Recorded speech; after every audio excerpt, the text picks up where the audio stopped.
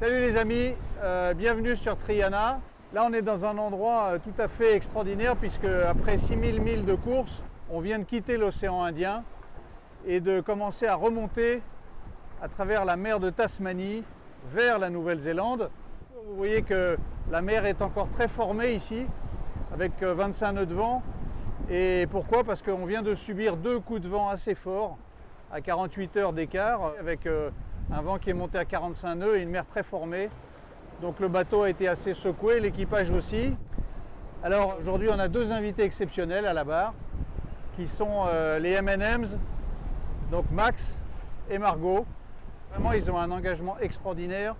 Ils sont pour Margot évidemment devenue une fine barreuse et remarquable équipière, mais au-delà de ça elle sait tout faire, elle a joué un rôle d'infirmière et c'est surtout une journaliste aventurière puisque vous savez qu'elle gère la difficile fonction de media woman à bord avec beaucoup de talent.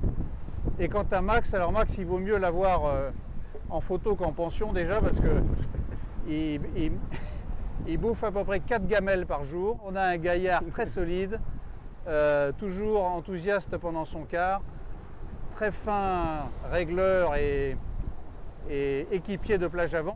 Je leur laisse nous raconter pourquoi ils sont venus, quelle est la motivation qu'ils ont à faire cette course extraordinaire mais difficile. Pour moi, c'est un peu le destin, je pense. Si on m'avait dit il y a 6 mois, 1 an, ou même il y a 4 mois, je dirais que le début décembre, je serais au large de la Tasmanie, je pense que j'y aurais pas cru. J'avais entendu parler de la course, mais je ne m'étais vraiment pas dit que j'allais y participer un jour parce que j'avais un travail relativement stable à Paris, une vie assez monotone et ennuyeuse. Ça m'a pas mis trop de temps pour dire oui. J'ai trois sentiments qui me traversent la tête en ce moment. Une vive émotion d'être au large de la Tasmanie. J'ai eu une chance inouïe de vivre en Australie pendant 11 ans. J'ai participé à la Sydney Hobart pendant 9 fois.